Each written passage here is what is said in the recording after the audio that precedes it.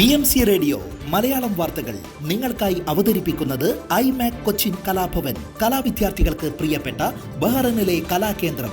കൂടുതൽ വിവരങ്ങൾക്കായി സന്ദർശിക്കൂ www.bahrainmediacity.com. നമസ്കാരം. BMC റേഡിയോ മലയാളം വാർത്തകളിലേക്ക് സ്വാഗതം. ഞാൻ ധനു കൃഷ്ണ.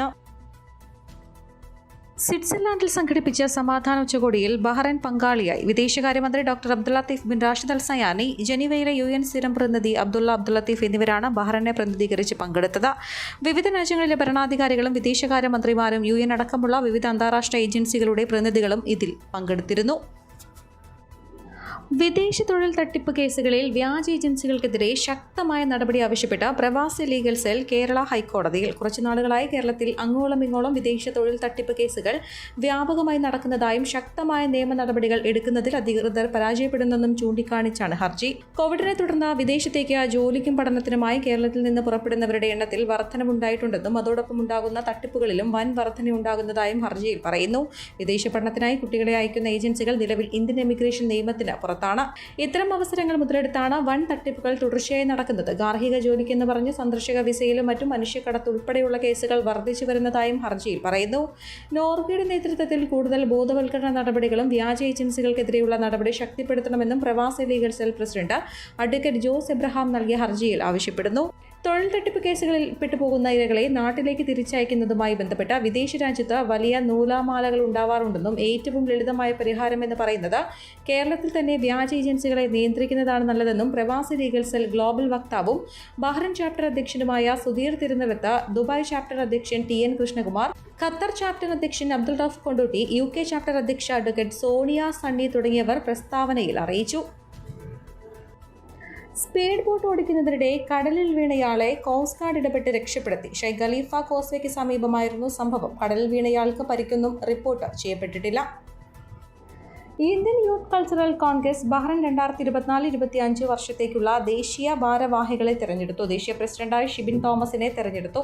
ദേശീയ ജനറൽ സെക്രട്ടറിയായി രഞ്ജിത്ത് മാഹിയെയും ദേശീയ ട്രഷറർ ബെൻസി ഗനിയുഡിനെയും തെരഞ്ഞെടുത്തു. ബലിപെരുന്നാൾ ആഘോഷങ്ങളുടെ ഭാഗമായി ICF ബഹ്റൈൻ സംഘടിപ്പിച്ച ഈദ് മെഹ്ഫിൽ ജനപങ്കാളിത്തം കൊണ്ട് ശ്രദ്ധേയമായി. ഹാഫിസ് സാദിഖ് അലി ഫാലി, സുഫാർ സഖാഫി പടിഞ്ഞാറത്തറ എന്നിവർ പരിപാടികൾക്ക് നേതൃത്വം നൽകി. All India senior school certificate പരീക്ഷ 12ാം ഗ്രേഡിൽ ബഹ്റൈനിൽ നിന്ന് ഏറ്റവും കൂടുതൽ മാർക്ക് നേടി ഉന്നത വിജയം നേടിയ കൂളിമാട് സ്വദേശി റിഷാൽ മുഹമ്മദിനെ പരിപാടിയിൽ പുരസ്കാരം നൽകി ആദരിച്ചു.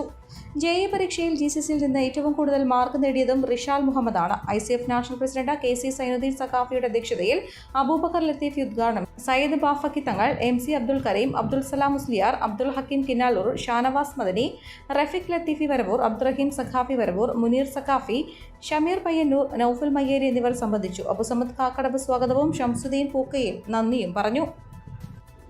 ഹജ്ജ് കർമ്മങ്ങൾക്ക് കഴിഞ്ഞ ദിവസം പരിസമാപ്തി കുറിച്ചതോടെ ബഹ്റൈനിൽ നിന്നുള്ള തീർത്ഥാടകരുടെ മടക്കയാത്രയ്ക്ക് തുടക്കമായതായി Bahrain Hajj mission vice chairman doctor Muhammad Tahir Al Qattan അറിയിച്ചു. ബഹ്റൈൻ എയർപോർട്ട് അധികൃതർ കിങ് ഫഹദ് കോസ്റ്റ്വേ അതോറിറ്റി എന്നിവരുമായി ചേർന്ന് ഹജ്ജ് കഴിഞ്ഞ് മടങ്ങിയെത്തുന്നവരെ സ്വീകരിക്കുന്നതിനുള്ള ഏർപ്പാടുകൾ പൂർത്തീകരിച്ചു. ഹജ്ജിന് പോകുന്നതിനും തിരിച്ചു വരുന്നതിനും പ്രത്യേക സംവിധാനങ്ങളാണ് എയർപോർട്ടിലും കോസ്റ്റ്വേയിലും സജ്ജീകരിച്ചിരിക്കുന്നത്. തീർത്ഥാടകർക്ക് ആവശ്യമായ സൗകര്യങ്ങൾ ഒരുക്കുന്നതിന് സഹകരിച്ച കോസ്റ്റ്വേ അതോറിറ്റിക്കും എയർപോർട്ട് അതോറിറ്റിക്കും അദ്ദേഹം പ്രത്യേകം നന്ദി പ്രകാശിപ്പിക്കുകയും ചെയ്തു. ഹജ്ജ് തീർത്ഥാടകരുടെ യാത്ര എളുപ്പമാക്കുന്നതിന് സംവിധാനങ്ങൾ ഒരുക്കിയ ഗൾഫ് എയർ കമ്പനിക്കും അദ്ദേഹം നന്ദി പ്രകാശിപ്പിച്ചു.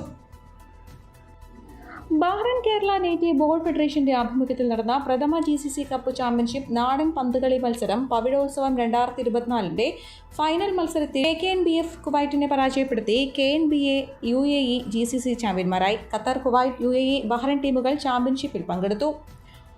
BKNBF പ്രസിഡന്റ് അനീഷ് ഗൗരിയുടെ അധ്യക്ഷതയിൽ നടന്ന സമാപന സമ്മേളനത്തിന്റെ ഔദ്യോഗിക ഉദ്ഘാടനം കേരള നേറ്റീവ് ബോൾ ഫെഡറേഷൻ സംസ്ഥാന പ്രസിഡന്റ് സന്ദീപ് S കരോട്ടുകുന്നൽ നിർവഹിച്ചു. മുഹമ്മദ് ഹുസൈൻ അൽ ജനഫി MP മുഖ്യാതിഥിയായിരുന്നു.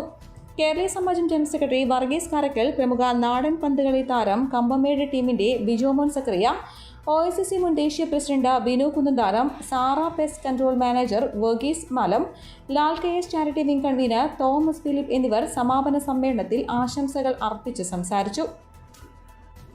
സംസ്ഥാനത്തിന് പുറത്ത് രജിസ്റ്റർ ചെയ്തിട്ടുള്ളതും അനധികൃത സ്റ്റേജ് കാരിയറുകളായി ഓടിക്കുന്നതുമായ ബസ്സുകൾ ഇനി മുതൽ നിരത്തിലിറക്കാൻ അനുവദിക്കില്ലെന്ന് തമിഴ്നാട് ഗതാഗത വകുപ്പ്. ഓൾ ഇന്ത്യ ടൂറിസ്റ്റ് പെർമിറ്റ് ചട്ടങ്ങൾ ലംഘിച്ചോടുന്ന ബസ്സുകൾക്ക് സർക്കാർ നൽകിയ സമയപരിധി ചൊവ്വാഴ്ച അവസാനിച്ചതോടെയാണ് കടുത്ത നടപടികളുമായി ഗതാഗത വകുപ്പ് മുന്നോട്ടു പോകുന്നത്.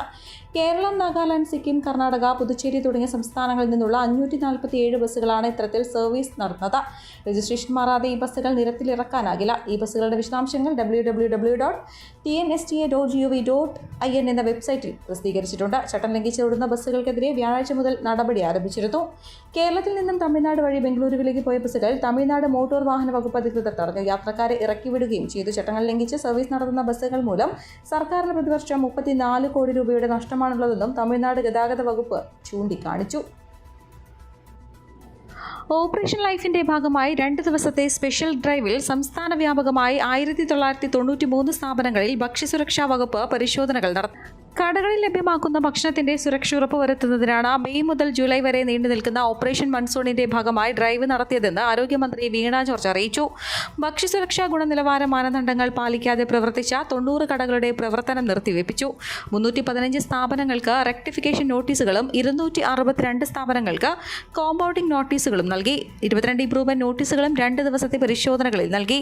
7 സ്ഥാപനങ്ങൾക്കെതിരെ അഡ്ജുഡിക്കേഷൻ നടപടികളും ആരംഭിച്ചു. ഹോട്ടൽ, റെസ്റ്റോറന്റ് എന്നിവയ്ക്ക് പുറമെ ഭക്ഷണ നിർമ്മാണവും വിതരണവുമായി ബന്ധപ്പെട്ട് പ്രവർത്തിക്കുന്ന മുഴുവൻ സ്ഥാപനങ്ങളും ഓപ്പറേഷൻ മൺസൂണിന്റെ ഭാഗമായി പരിശോധനകൾ നടത്തും. മഴക്കാലത്ത് കടകൾ വൃത്തിഹീനമായി പ്രവർത്തിക്കുന്നത് ശ്രദ്ധയിൽപ്പെട്ടാൽ കടുത്ത നടപടി സ്വീകരിക്കുന്നതാണ്. ഭക്ഷണം പാകം ചെയ്യുന്നതും വിതരണം ചെയ്യുന്നതും ശുചിത്വമുള്ള ചുറ്റുപാടിലായിരിക്കണം. കടകളിൽ ഉപയോഗിക്കുന്ന വെള്ളവും ശുദ്ധമാണെന്ന് ഉറപ്പുവരുത്തണം. പാകം ചെയ്ത ഭക്ഷണം വൃത്തിയുള്ള അന്തരീക്ഷത്തിൽ വേണം സൂക്ഷിക്കാൻ. ഓൺലൈൻ വിതരണക്കാരും ഇത്തരം കാര്യങ്ങൾ ശ്രദ്ധിച്ചു വേണം ഭക്ഷണം കൈകാര്യം ചെയ്യാൻ. രാത്രികാലങ്ങളിൽ പ്രവർത്തിക്കുന്ന തട്ടുകടകൾ പോലുള്ള സ്ഥാപനങ്ങളും കൂടുതൽ ശ്രദ്ധ നൽകി ഭക്ഷണം വിതരണം ചെയ്യണം. വരും ആഴ്ചകളിലും പരിശോധനകൾ തുടരും. മലപ്പുറം മേൽമുറി മുട്ടിപ്പടിയിൽ ഓട്ടോറിക്ഷയും KSRTC ബസ്സും കൂട്ടിയിടിച്ച് 3 മരണം. പുൽപ്പറ്റ ഒളമതിൽ സ്വദേശികളായ അഷ്റഫ്, ഭാര്യ സാജിദ, മകൾ ഫിദ എന്നിവരാണ് മരിച്ചത്.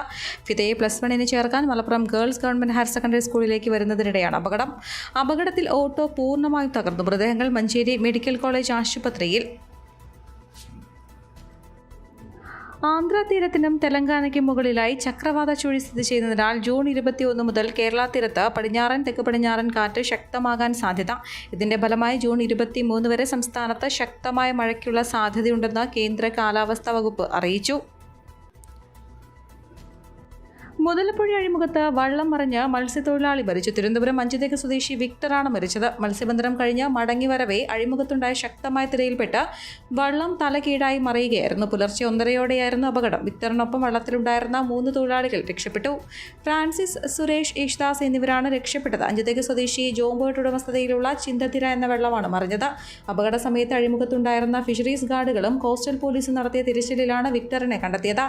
മുതലപ്പുഴയിൽ നേരത്തെയും വള്ളം മറിഞ്ഞ തൊഴിലാളികൾ മരിച്ചിരുന്നു. ഈ വാർത്തയോടുകൂടെ BMC റേഡിയോ മലയാളം വാർത്തകൾ സമാപിക്കുന്നു. നന്ദി, നമസ്കാരം.